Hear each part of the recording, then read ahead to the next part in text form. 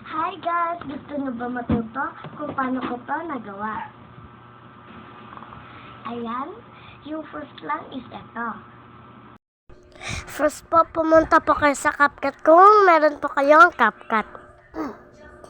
No video, then i-add nyo po yung video na ginawa nyo.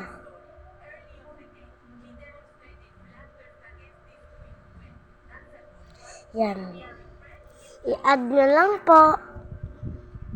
Pagkatapos i-add, yung nakalagay na add one, pindutin nyo, tapos magiging nasa ganyan na.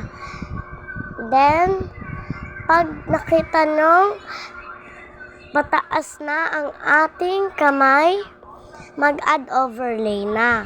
I-overlay nyo ang ni-record nyong Brilliante na black screen. I-search nyo lang, Brilliante ng hangin. I-crop nyo lang yan. Dapat guys, yung may black background na Brilliante. Katulad ng ginawa ko. Yan. Ika-crop nyo lang yan siya. Dapat yung black screen, katulad yan guys. Dapat yung black background lang yung makikita. Pati yung Brilliante. Katulad yung napapanood nyo dyan.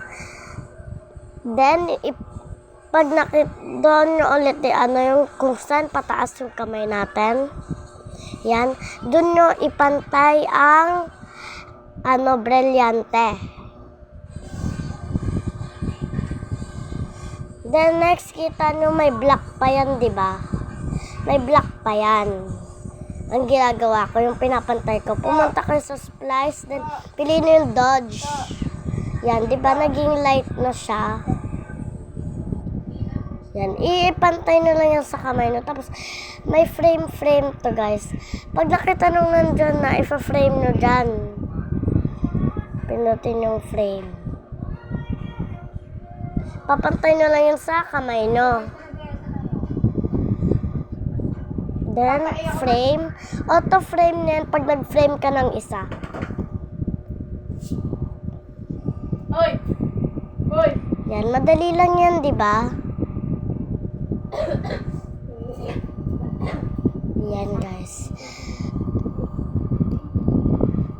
Tapos, iganyan na lang. Tapos, ayan na. Yung resulta is ito. Ano na, Jubian? Nahinak mo naman talaga. Tignan mo na yung resulta.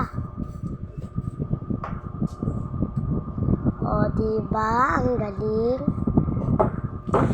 Ganun lang ka-easy yun. 4 steps lang. Sana may natutunan po kayo.